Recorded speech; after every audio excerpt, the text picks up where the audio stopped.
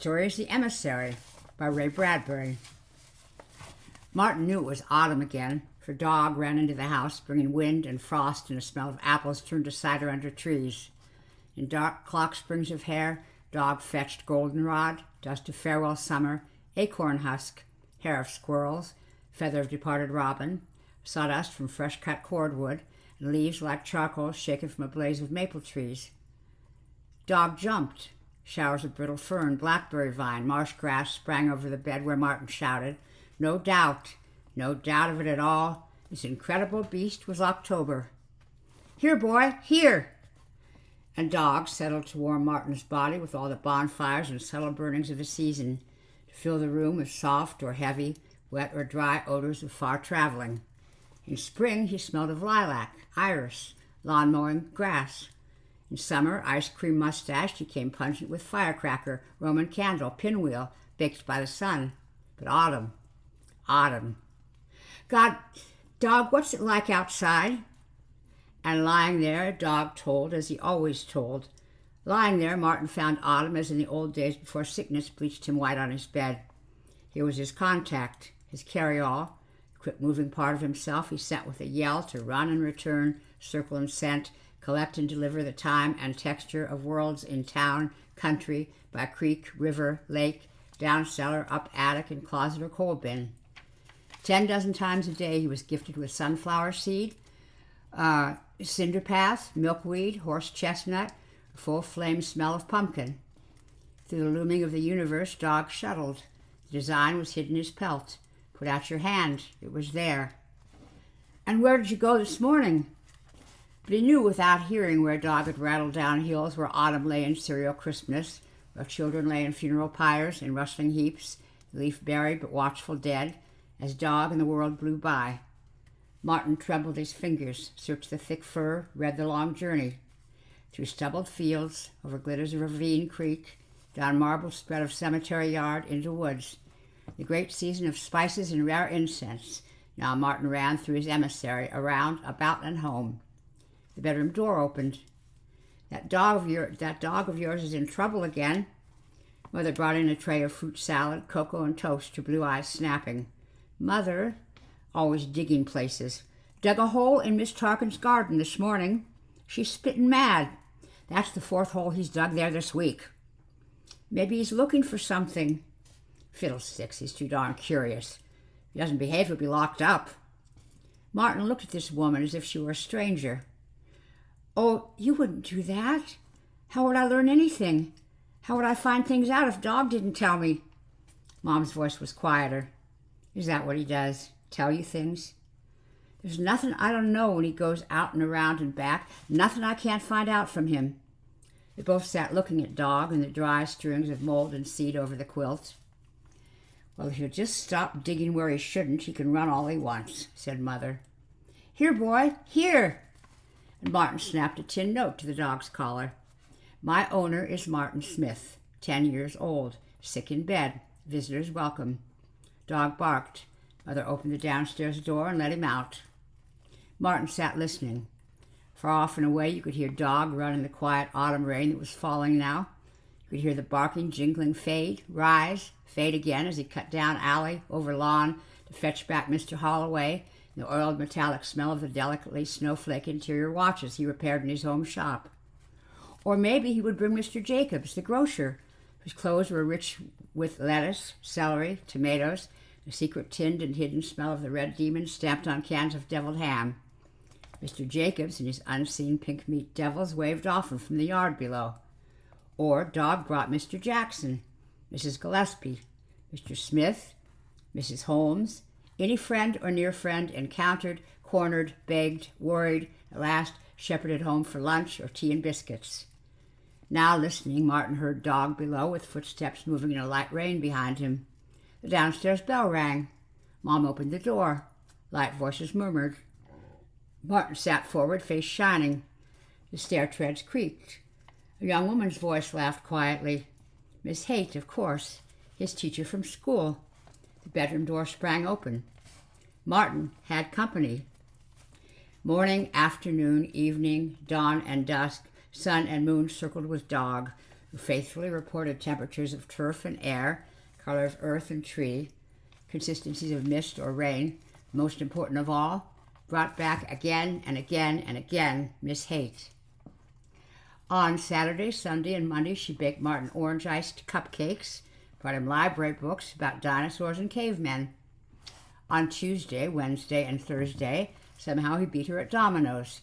Somehow she lost at checkers, and soon she cried he'd defeat her handsomely at chess. On Friday, Saturday, and Sunday, they talked and never stopped talking.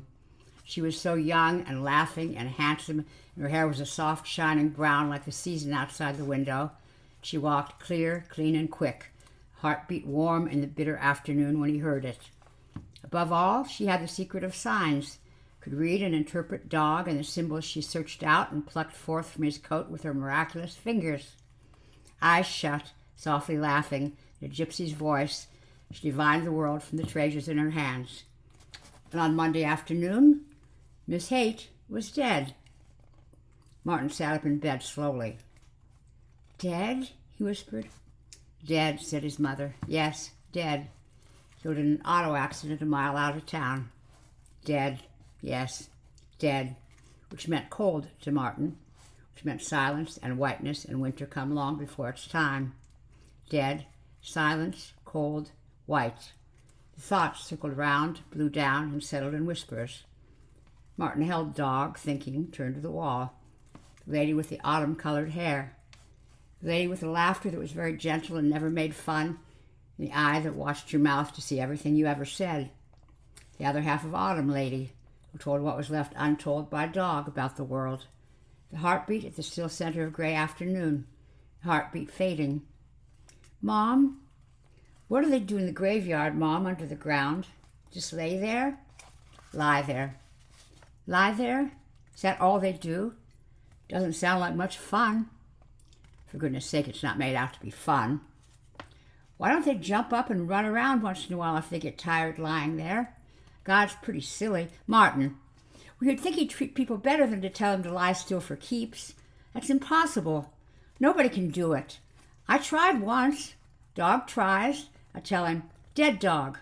He plays dead a while and gets sick and tired and wags his tail, opens one eye and looks at me bored. Boy, I bet sometimes those graveyard people do the same, huh, dog?" Dog barked. "Be still with that kind of talk," said Mother. Martin looked off into space. "That's exactly what they do," he said. Autumn burned the trees bare and ran dogs still farther around, fording creek, prowling graveyard as was his custom, back in the dusk to fire off volleys of barking that shook windows wherever he turned. In the late last days of October, dog began to act as if the wind had changed and blew from a strange country. He stood quivering on the porch below. He whined, his eyes fixed at the empty land beyond town. He brought no visitors for Martin. He stood for hours each day, as if leashed, trembling, and shot away straight as if someone had called. Each night he returned later, with no one following. Each night Martin sank deeper and deeper into his pillow. "Well, people are busy," said Mother.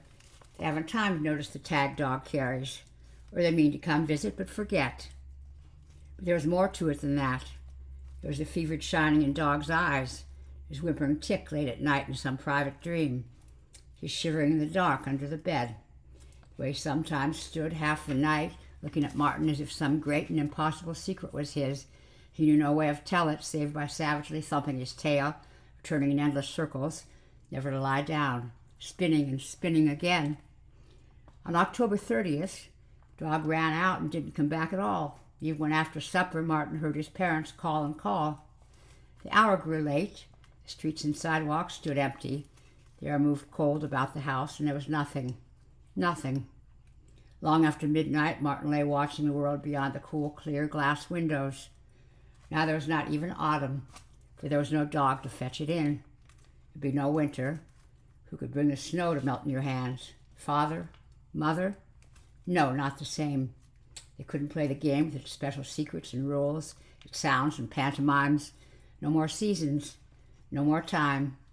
The go-between, the emissary, was lost to the wild thronging of civilization, poisoned, stolen, hit by a car, left somewhere in a culvert. Sobbing, Martin turned his face to his pillow. The world was a picture under glass, untouchable. The world was dead. Martin twisted in bed, and in 3 days the last Halloween pumpkins were rotting in trash cans. Papier-mâché skulls and witches were burnt on bonfires. Ghosts were stacked on shelves with other linens until next year. To Martin, Halloween had been nothing more than one evening when tin horns cried off from the cold autumn stars. Children blew like goblin leaves along the flinty walks, flinging their heads, or cabbages at porches, soap writing names or similar magic symbols on icy windows. All of it as distant, unfathomable, and nightmarish as a puppet show seen from so many miles away that there's no sound or meaning. For 3 days in November, Martin watched alternate light and shadow sift across his ceiling.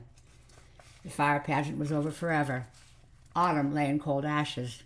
Martin sank deeper, yet deeper, in white marble layers of bed, motionless, listening, always listening. Friday evening, his parents kissed him good night and walked out of the house into the hushed cathedral weather toward a motion picture show. Miss Tarkin from next door stayed in the parlor below till Martin called down he was sleepy, then took her knitting off home. In silence, Martin lay following the great move of stars down a clear and moonlit sky, remembering nights such as this, when he spanned the town with Dog ahead, behind, around, about, tracking the green plush ravine, lapping slumberous streams gone milky with the fullness of the moon, leaping cemetery tombstones while whispering the marble names, on, quickly on, to shaved meadows where the only motion was the off-on quivering of stars, to streets where shadows would not stand aside for you, but crowded all the sidewalks for mile on mile. Run, now run, chasing, being chased by bitter smoke, fog, mist, wind, ghost of mind, fright of memory, home, safe, sound, snug warm, asleep. 9 o'clock. Chime. The drowsy clock in the deep stairwell below. Chime. Dog, come home and run the world with you. Dog, bring a thistle with frost on it, or bring nothing else but the wind. Dog, where are you? Listen now, I'll call. Martin held his breath. Way off somewhere, a sound. Martin rose up, trembling. There again, the sound. So small a sound, like a sharp needlepoint brushing the sky long miles and many miles away. The dreamy echo of a dog, barking. The sound of a dog crossing field and farms, dirt roads and rabbit paths, running, letting out great barks of steam cracking the night. The sound of a circling dog which came and went, lifted and faded, opened up, shut in, moved forward, went back, as if the animal were kept by someone on a fantastically long chain. As if the dog were running and someone whistled under the chestnut trees, in mold shadow, tar shadow, moon shadow, walking, the dog circled back and sprang out again toward home. Dog, Martin thought. Oh, dog, come home, boy. Listen, where you been? Come on, boy, make tracks. 5, 10, 15 minutes, near, very near, the bark, the sound. Martin cried out, thrust his feet from the bed, leaned to the window. Dog, listen, boy, dog, dog. He said it over and over. Dog, dog, wicked dog, run off and gone all these days. Bad dog, good dog, home, boy, hurry, bring what you can.